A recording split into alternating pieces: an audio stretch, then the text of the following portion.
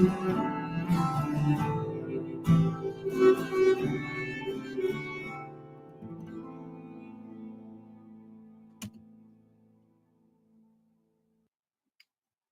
right. Hello and welcome to First Impressions.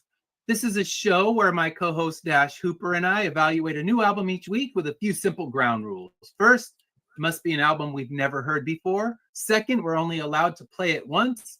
After that, we rate it using a variety of categories. Before we started, both of us picked 10 albums from any time and genre. The third album we're going to be looking at tonight is Evergreen, the 2024 album by Soccer Mommy. So Dash, how are you doing tonight? Oh, I'm doing wonderful. Had some nice thoughts about this album. Can't wait to talk about it. So yeah, so this one, I know you were saying that it's kind of new to you, and we talk about our background. So this is one I have a bigger background with this artist than you do, but that's good. That's kind of what the fun of this show, and why I wanted to do it in the first place was I want to discover new stuff, and I want to kind of share some of the discoveries that I've had. So before we get started on talking about the album, we'll talk a little bit about the history of the band. So Soccer Mommy is the stage name of Sophie Allison, and she's an indie rock musician, singer-songwriter known for her introspective lyrics, her dreamy, emotional, raw sound. And she was born in 1997, to make me feel very old, because it's like that's when I was starting my career. So born in 1997 in Switzerland, but I believe when she was 1 year old, she moved to Nashville, Tennessee, and that's where she still lives today. And she started making music as a teenager. She was recording her songs on a laptop and posting them onto Bandcamp, and that's where she came up with that name, Soccer Mommy. So you can actually dig them up. She's since released all of those early Bandcamp things as early recorded demos, so you can hear some of the same songs. And in 2015, she was enrolled at NYU, releasing these songs as Soccer Mommy. And during that time, she just started to kind of get a little bit of buzz. She got hired by I wouldn't say a major label, but she got picked up by a label, started to do touring, and took a small hiatus from NYU, and just kept growing and growing from there. So she dropped out of NYU, focused on her music career, and that's where she is today. Yeah. That's the one thing I like about what we're doing. I'd never even heard of Bandcamp, and so all these things are new to me. So when you're researching, I'm researching. Mm-hmm. So I it's a way to pick up brand new artists that I would never even know of. Yeah, and there's another one I can think of that I listen to. This band, he goes under the name Car Seat Headrest because he recorded most of the songs in his car and released them onto Bandcamp. And he was another one that did the Bandcamp thing, just throwing them out there, just kind of, I love that DIY aesthetic. It started back in the punk scene back in the day, but it lives even with music that's not punk rock, because they're just, you know what? They're not going to wait for a record label to pick them up. They're going to put their music out there, and maybe it'll do nothing, but if it's just them sharing it with the world and hoping something comes of it. And I just love that aesthetic and that way of the bands doing it. Because Bandcamp would be something most people would never pay any attention to, and yet all the while these bands were throwing it out there. And for every success story like Soccer Mommy, there's plenty that probably got nothing from it but the being able to put their music out there and let it exist. And now a lot of them would probably use YouTube instead of Bandcamp, but at the time, that was the way to do it, and try to get yourself noticed that way. So I love that that was how she started. So the album we're looking at today is Evergreen, and this album is her fourth full-length album. Like I said, she has some of the early demos and things like that, and this one was released in October 2024. So just last month, this one was released.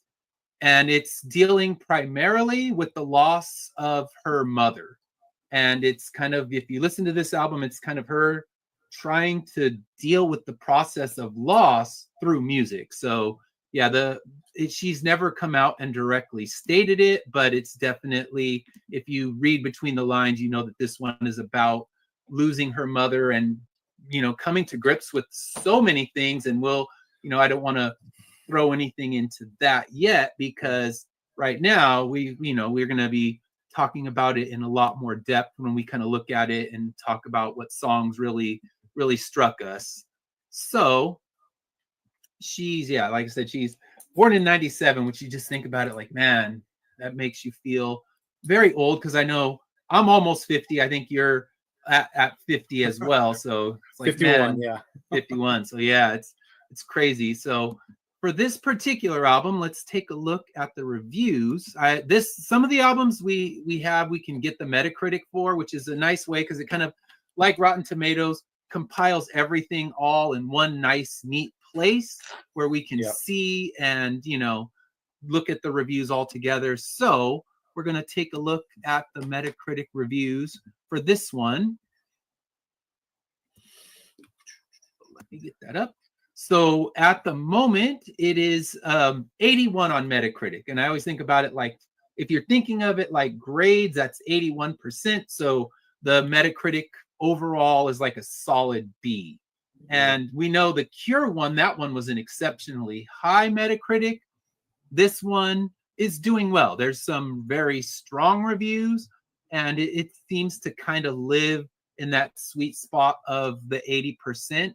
And I think what a lot of the critics discuss is that it's just so emotional that they kind of want a return to a little bit lighter and, a little bit different sonic version that they got in the previous 3 albums. But yeah, it's just the deep emotion seems to be the reason that holds it back from being an A album. But still, most of the reviews that I've read are very solid in that, A to B range. So they kind of all fall right in there. That 4-star, which is, that's that B range that you get, the 80%. So 4 out of 5 stars. So yeah, definitely positive reviews overall.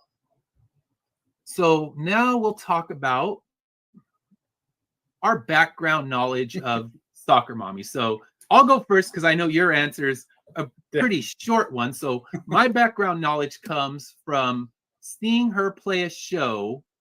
She was opening for the band Vampire Weekend. And when I went into that show, I had heard the name, and that was about it. Because I listened to, on satellite radio, there's an indie station, and I listened to that, and I knew one of the songs that they played on that, and that was Your Dog. So she opened for Vampire Weekend. This would have been in 2019. And after her set, I was in.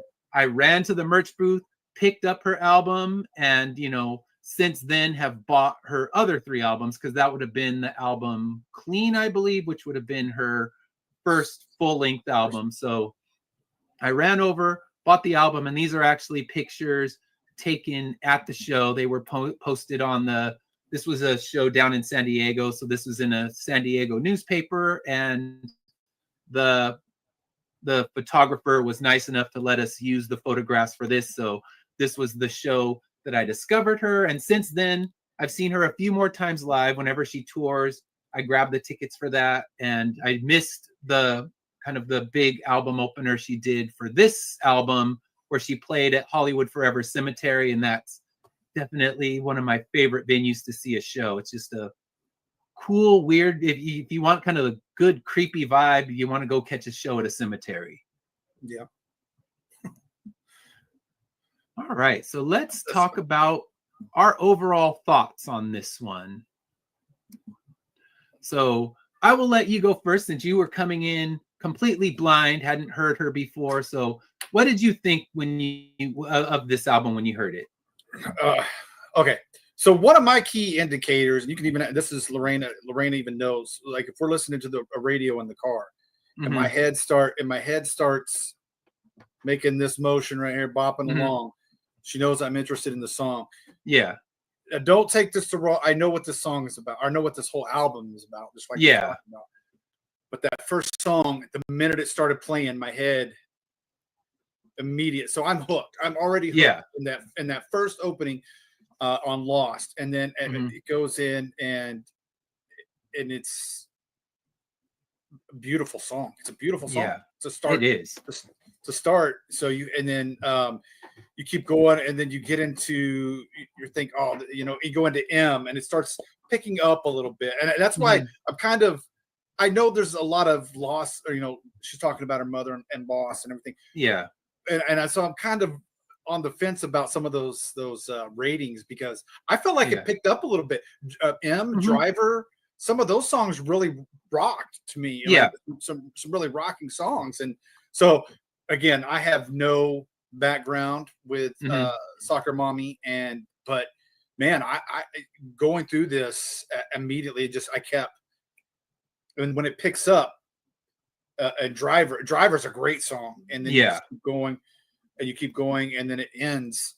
So my overall thoughts: this is beautiful. You can tell the emotions in every song. You can tell what she's feeling in every song. Like Driver, she's interested in somebody. Lost, she's feeling an Evergreen. She wants something to go. Holding on to things at Evergreen, but man, I continuously, at no point was I ever disinterested in any of the songs. Like we talked about last week, there was a couple like, man, it could have, if this was played here, I would have turned it off. But she and her voice, and like I said, we talked about it, her Nashville roots. I know she came over at 1:00, but you can feel some Nashville roots. Oh yeah. In each and every song. So that was my overall, and I loved it. And it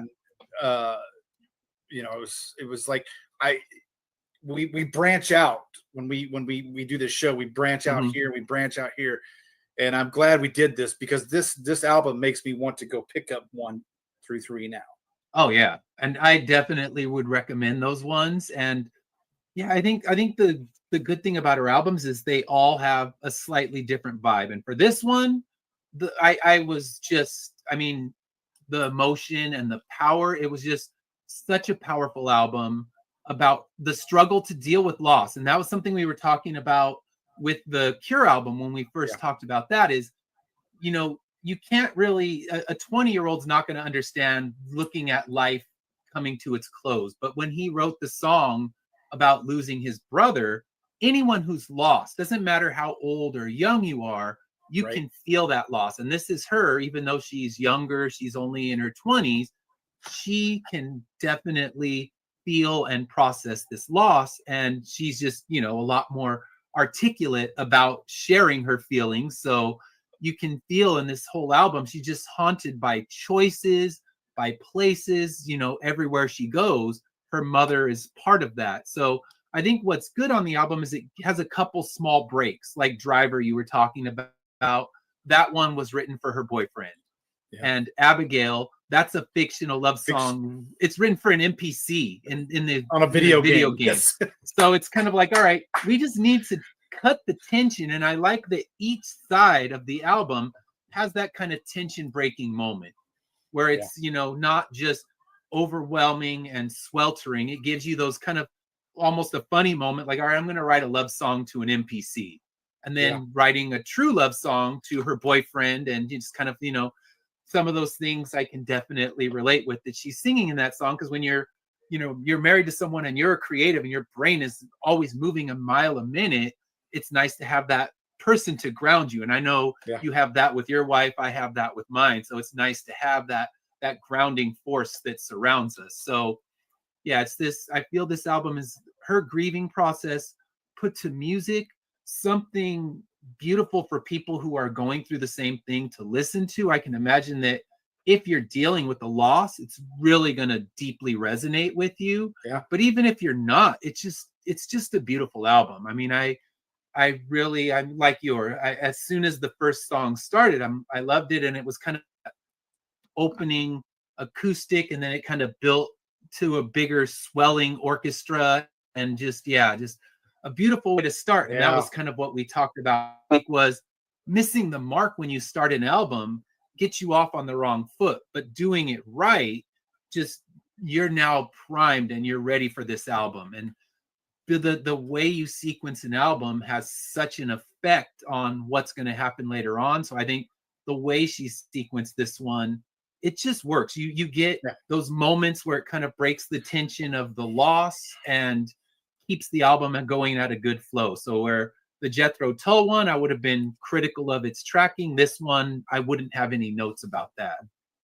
No, and I wouldn't change anything as far as tracking goes. I mean, yeah, you're down, but man, you come up, you stay up for a while, which will bring you down, and then you're back up again. And as cliche as it is, it's a roller coaster ride of emotions. It really is. Yeah.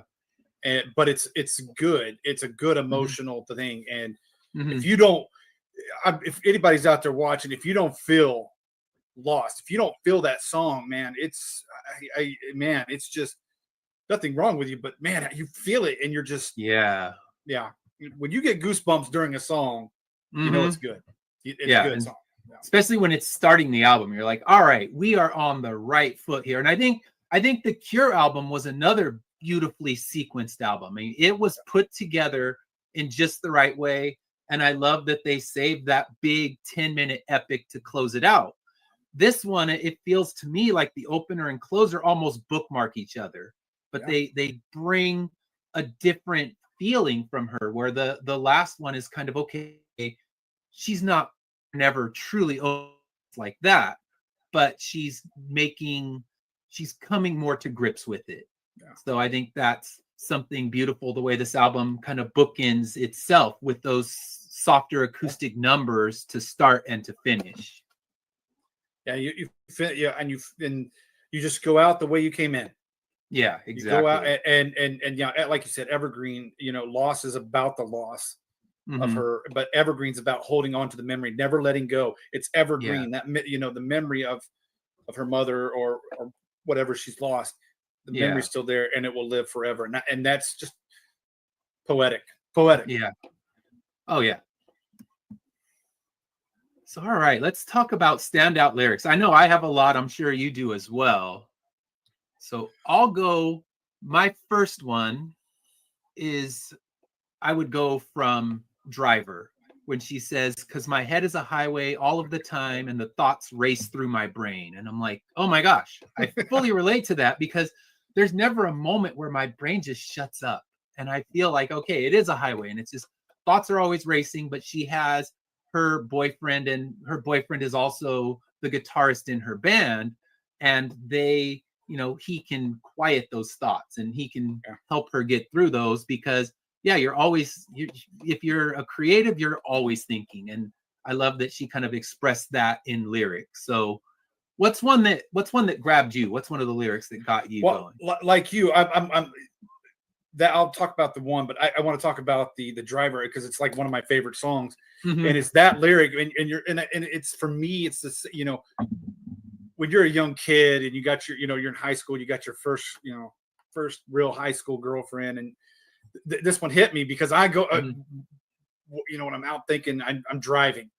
That's what I would do. I'd hop in my car and I'm out driving, and you're just like thinking about your girlfriend. And so I thought that was, I hate to use that cliche term that, I'm represented, but no, I felt that. I felt like I wasn't the only one that did that in high school. You know what I'm saying? I know there's lots of people that probably did it, but I didn't feel like I was, I did that. So I thought that was, but this one is Thinking of You. How long is too long to be stuck in a memory? How long is too long to be still thinking of you? And again, this goes to the emotions of the my parents, both my parents have been gone almost 20 years now, but and my daughters always ask, do you still think? And I'm like, yeah, of course I do. How long is, and to answer that, I think it's never too long. Yeah. For some people it might be, but and for some and for me, it's never too long to hold on to the memory, to be stuck in a memory. Yeah. And I just, that one was the one that really just jumped out and grabbed me. And I could just sit there and say the whole entire song of Lost, Yeah, and that's I had that one written down too. That's why we're kind of, I'll go one, you go one, because we could easily end up saying I could go first and be like, all right, I just took all the lyrics you were gonna say, but that one definitely grabbed me as well. And then let me see, for another one that I got on here, it was where it was Salt in the Wound, and she said, I can feel the trees with fingers stretching out, stretching toward me, but I'm just out of reach. So it's just kind of just all the ways, so poetic to express what's going through her mind. And that's where it's like, okay, that's what separates us from them. It's like I could say I'm feeling sad and I'm feeling like I just can't connect, and she's got a way of saying it that just breaks you down. Like, all right, you hear it, and it's going to be one of those things where I'm sure as she's playing this tour, there's going to be people in the audience that are going to be crying at certain songs. And for her, I wonder, how do you perform them night after night after night? Because it's just, kind of every night, let me just rip my soul out on the stage. Yeah, that's got to be, I can't speak to experience on that, but it's got to be, such a good song. I mean, it was hard. Listen, it was hard. We're going to talk about that here in a minute, which our favorite tracks and whatnot is. But it's hard. It was hard for me to decide that. But I liked Anchor. Anchor's another good song, and just the opening couple of lines, and this is why it makes it such a great song to me. I don't want to think about the way I loved you so. I want to be whole, floating on an icy sea. I thought of something warm. I thought of your love, and I just, so good. Yeah, you're hooked, and that's another thing I like about her. This album, I can't say to the other albums, like I said, but I can speak to this one. In every line, there is something that pulls you in, and that's what I love. When you see how I do these, my best songs, the tournaments that I run on my Facebook page. Yeah, and I'm trying to get. People will say, "Oh, I like this song," and I'm trying to get them to, why do you like this? Why did you pick Bismarcky's "Just a Friend" over Lenny Kravitz "It Ain't Over Till It's Over"? Because I can tell you, you know what I'm saying? Because Lenny Kravitz, even on that album, almost every song pulls me in because I want to hear what's going on, and that's with this Anchor, and man, you just feel it and you're hooked. Yeah. And she has you hooked to listen to the rest of the song, and you have to, because you want to find out where you're going. Yeah, and I had another lyric from that song where she said, and all the things I never said are ringing in my head again. And just think about that. Like, when you don't get that chance to say that final thing, and if you did leave someone on a fight or an argument, that you'll always have your apology ringing in your head or something. And I mean, I'm fortunate to have never had that happen, but with loss, I mean, I'm fortunate to have both my parents still, but lost both my grandparents. And you just think, you never really get to say all the things that you wanted to say, because you just don't know when someone's going to be lost. And she's dealing with that, but it's a universal emotion. Just like The Cure, everything that she's talking about, it can ring true for anyone in the world, because everyone has suffered some sort of loss, and you're just going to think about all these things. But the thing about the album is, like you said, it moves, it ebbs and flows, and it doesn't get too sweltering where you're like, all right, I can't keep listening to this. The album keeps you hooked all the way throughout. It's true. I mean, like we said, even a song about a non-player character in a video game, and you're just like, now you want to know more about why she's hooked to this character, and it's great. I mean, we all have comic characters or movie characters that we get connected to. Like, I could write a book about why I like Dean Winchester from Supernatural. Okay, that's so. I get it. Yeah. He just wrote a song for it. It's funny because he's like, now I'm curious too. I've never played that game, but who is this NPC, and Yeah. why did that NPC, how did the NPC generate a whole song? And yeah, just kind of, the whole backstory would be interesting to know. Like, what did she see that NPC and just all of a sudden, like, you know what? I'm gonna marry that NPC. And yeah, just all of a sudden you're writing this whole narrative of what your life is going to be like with an NPC from a video game. So yeah, you gotta love that it throws that bit of levity in there. And even if you don't know what it's about, that it's an NPC, it's just kind of a sweet little song thrown in there that helps break that tension. Yeah. And it's like right in the middle of the album too. So you're talking about, it's just like perfectly placed to get you back into, if you were down, you're back up. Yeah, exactly. All right. So now let's talk about our best track. So what are the songs that stood out to you on this one? Oh man, this is one of those albums where I can go literally all of them. Like, yeah, but I could make an argument for every song on it as well. I can. So, but if I had to break it down, and while there's, like I said, Salt in the Wound, Some Sunny Day, those were great. The second song is great, but Lost, the opening song on the album Lost is just perfect. Yeah. And then again, I go from feeling down, then I'm hit with Driver, and I'm like, yes. And then Thinking of You, and then Anchor. That's my top 4. But I can make an argument for why every song deserves to be on this album. And so, yeah, those are my top 4 because, again, I felt in each of those songs, I felt something for me, for Dash, to connect to. And that's what you want with an album. It's just like we talked about with last week with Jethro Tull. Some of the ones we connected, but we're like, on the other ones, some missed the mark as well. But when they hit so well. And I mean, that's the beauty of music. That's why I'm such an absolute fanatic for music, and I'm always seeking out new things, because you want to feel that emotion, that connection that only a good song can bring you. I mean, there's a connection you can get from a good book, but music it's a different feeling. Right. It's like, all right, you in 3 minutes, you're just gonna, completely tear my soul apart and put it back together, and I'm gonna go back and do it again, because it's like, once we got our first listen done and I took all my notes, I'm like, all right, I'm immediately gonna play this thing over again. Yeah. Like, all right, I made sure I took all the notes. Like, all right, no new notes are allowed. But now that I've done it, I want to play it again. And this one, I mean, kind of spoiling, because we're talking about whether it goes to the use bin or not. But I think it's easy to know by how we're discussing this album that neither one of us are throwing this one in the use bin.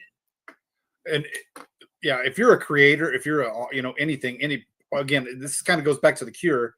But if you're a creator, this is an album for you for those emotional times. If you're an author, this is for an emotional time in your book and you need inspiration, throw this on. If you're a painter, throw this on. Man, that's what I like about music as well. When I'm in a rut typing and I need some inspiration, I'll throw on Harry Potter soundtracks. I'll throw on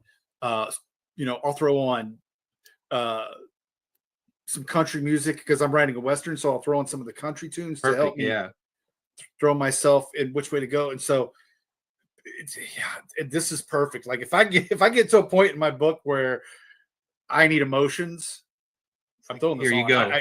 I have no problem with that. We found 2 like that. And it's I think this one is a pretty easy category. Skip this one. I'm saying leave it alone. I don't need to press skip. I'm happy it's on vinyl, because sometimes on vinyl you're like, oh, I could just get past this, but it's more effort than it's worth. But this one, I'm never tempted to pull that needle off the record. It's a playthrough. It is a play through, no skips, no nothing. And it's definitely a replay. This is one I would even let my daughters listen to. Yeah. Because of the there's no negative lyrics to me. There's no. And I my daughters are young, 7 and 6. but I would have no problem if I was listening to in the background, having them come in and just sit down and listen with me, because I think they would enjoy it. Yeah, some of her love songs get edgier, her kind of breakup songs, but this album doesn't have those in it. But even any of her albums, there might be one or two where you're like, okay, we're gonna get past this one. But in general, like they're pretty kid friendly. Like I said, a couple of her breakup songs get a little edgier, but yeah, for a 7-year-old. But my kids being 18 and 14, both of them could listen to this, and I think they did, because I was playing it in the living room and everyone just kind of stopped and listened, because it's that's the beautiful thing is, okay, TV's off, everything's off, and you're just going to sit and listen to this album. And every time I've done it, the people, everyone in the house has joined in with me and listened to the album, and they're kind of making their thoughts. I'm telling them, I say nothing until I've written all my notes, because I don't want your notes to come into mine. But then afterward, we'll discuss it. A lot of times we'll play it again. We'll go back to those songs that we really loved. And yeah, it's like we only are allowed to play it once. But once we've played it once, made our notes, know what we're going to talk about for all our big talking points on the show, then yeah, a lot of them you want to go back to. And even if you're not going back to the whole album, there hasn't been an album that we've looked at where there's not songs where you're just like, oh my gosh, I have to hear that one again. And you're immediately going back. And for this one, the skips wouldn't be there. So it'd be an easy CD. You just let it play, and easy vinyl as well. Yeah. I find it kind of funny that you said that some of her breakup songs. I got a 90s or 90s 2000 Avril Lavigne feel from her in the way she sings, her tone. So I could see some of her breakup songs probably being a little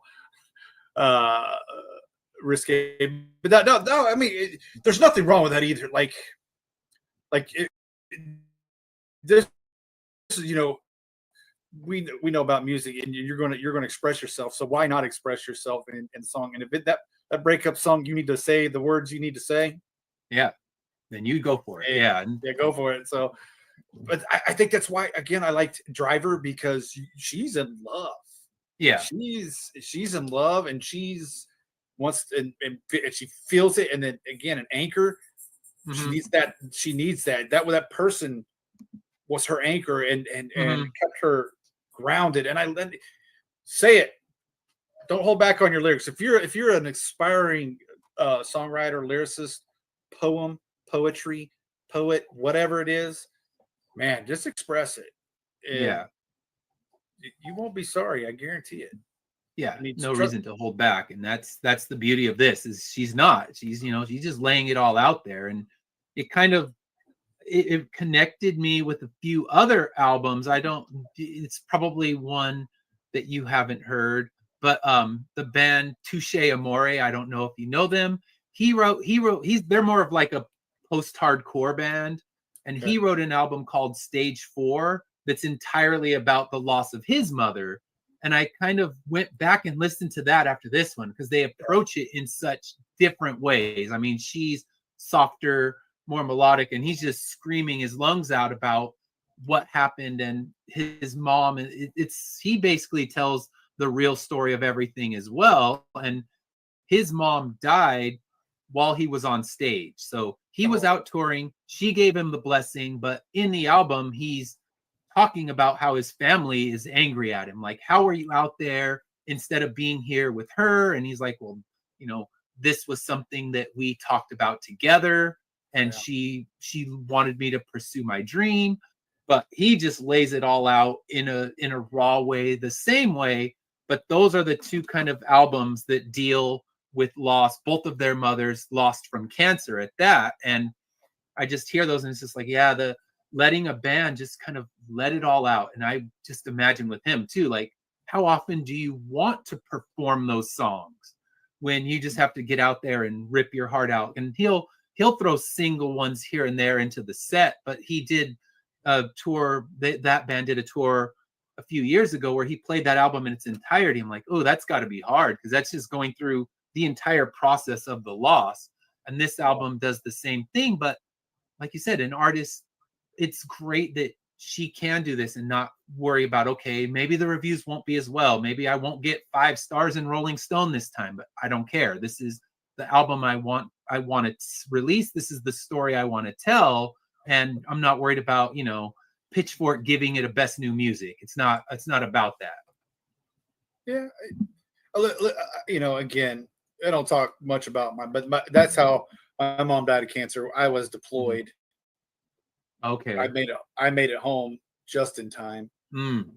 And so I got to, but I know where he's coming from, even where she's coming from. Yeah. So, you know, the whole time I'm over there, that's all I'm thinking about is being back home. Yeah. I know she's going through it, but yeah, let him scream it out. Yeah. Now you got me wanting to listen to this and see, that's what I like about when we do the show. And, you know, you've introduced me to a couple of times when I've asked on my Facebook, hey, what's a good album? You give me as well. So yeah, that's what I love about when we do this show, and people will come in on the comments and request something, because it is something that I don't know if I would have ever picked up Soccer Mommy had you not requested it. And now it's probably one of the best albums that I've heard all year. Literally one of the best albums. And here I am, I would have missed out on that. So that's why I like when we do this. And that's why I wouldn't skip not a single song on this album. Yeah. And I agree. It's definitely on my top 10 of the list here. And I'll put that together for the year end. So sometime before the year ends, I'll put a top 10 list together of what my favorite albums of the year were. But, you know, spoilers, the Cure album, this album are definitely making that list. You know, those two will be on the list. And then there's some other good stuff that I found throughout the year. But yeah, it's just amazing. We have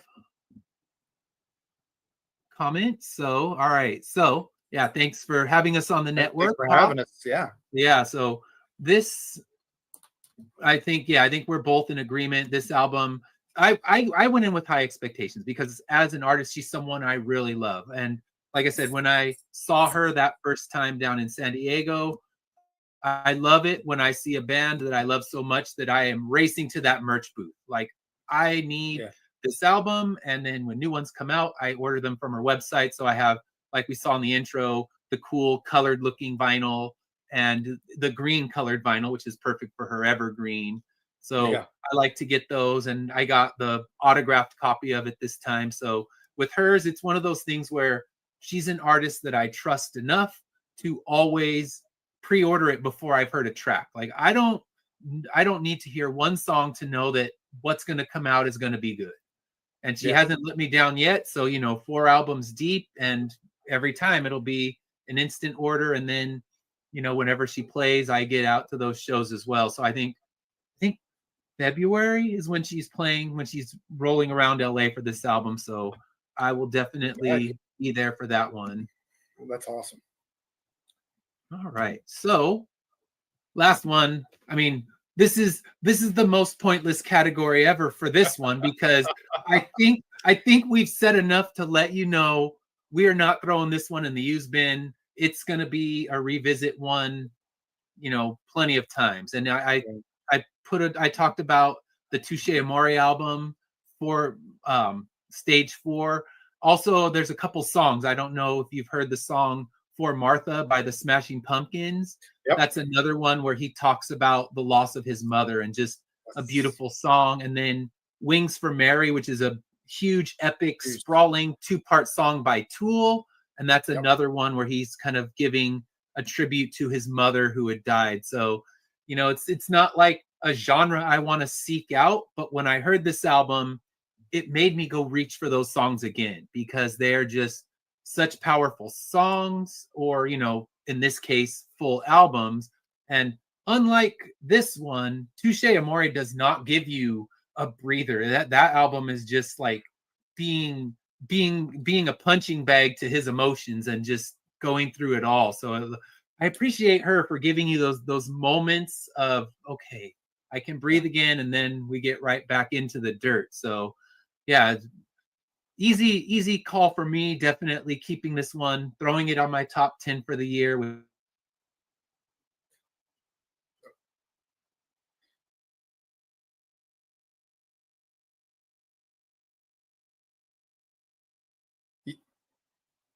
lost it. Yes, Peter Criss does. I don't know if you guys can still hear me. I think we lost him. Yeah, Peter Criss has a song, and I can't pull that up, but the Cat album, I love that song. Yeah, this is definitely a revisit for me. 100% revisit. It's a 5-star. I don't care what Metacritic has to say. Well, I do care what Metacritic has to say, but yeah, Metacritic just compiles reviews, so it's like, all right, Pitchfork, it's a 7.1 or whatever you want to give it, but I'm not with you on this one. This is a 5-star. If you guys have followed any of my music reviews and my book reviews and movie reviews, I go on the star system. This is definitely a 5-star listen. It will definitely go on the continuous. It gets played because I have my vinyls listed as ones I can play all the time, ones every so often, and ones rarely that I'll play, but I still keep them. But yeah, this one will go into the listen to all the time. Oh yeah, and then he was talking about Peter Criss. I could hear, but all of a sudden my internet froze for a moment, so apologies on that. But yeah, Peter Criss has a song about his mother's death.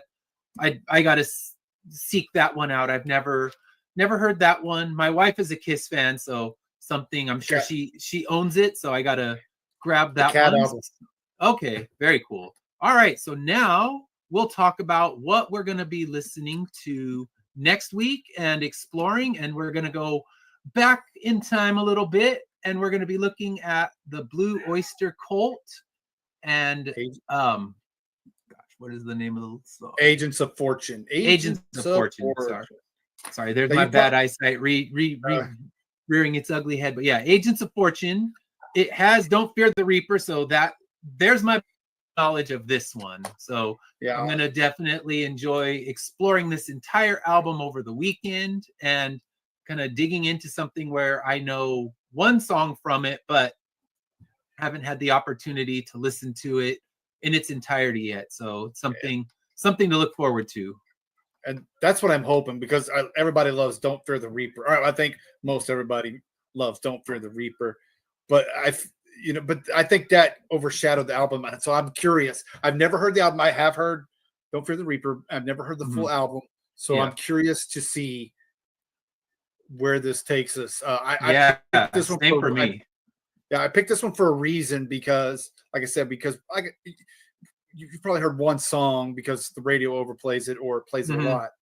Yeah. So I'm hoping this will lead us into what did we miss? We hear this one, but this is one I'm hoping that we say, oh wow, we missed this, because it had all these gems on it, but Don't Fear the Reaper, and I have found albums like that, and you've also found the ones that are those kind of one good song and the rest of the album is skippable the whole way through. So I'm really curious to see where this is going to land, and coming into an album like this completely fresh, it's going to be fun, because it's an album, it's an older, and the fact that I haven't visited it is just crazy. And then after that we're doing the Songs in the Key of Life from Stevie Wonder, and that's another one. It's here's an album that has been out forever.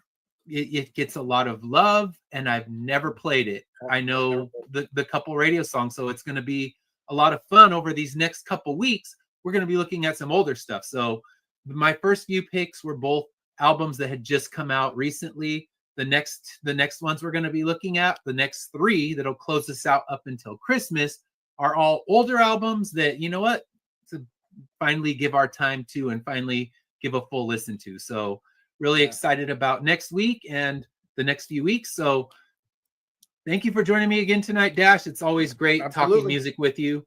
And I enjoy it. Be back this time next week, and we'll be talking about Blue Oyster Cult. So Agents of Fortune, tune in for that one. If you know the album, let us know what you think about it. And if you have an album that you'd like us to listen to, we have a few suggestions already, but drop it in the comments. Let us know what you want us to listen to. Our first 10 each are picked, but after that, it's wide open, and we're ready to hear what you think we should be listening to. If it's a brand new one, if you know a brand new one is coming out, Yeah. let us know. Please. We'll shuffle our schedule to Wow. make sure if it's a new release that's going to be coming out over the next few weeks, then let us know. We're happy to shuffle things around and, do that. I'm thinking probably January is when we'll start seeing the big new releases again. December's not normally a great time for new releases because at this point it's, top 10 of the year list. It's not, let's put out a new album. They already wanted to be in there for that consideration. So once January rolls around, we should start seeing the good new releases. And if there's a top new release that's coming out, we don't care what the genre is. It can be any genre. Let us know. We are happy to cover it and get it on this show, and we'll move things around to make sure that we can do that. Excellent. All right. Thanks so much for tuning in, and we'll be back again next week. Yes, sir. Looking forward to it.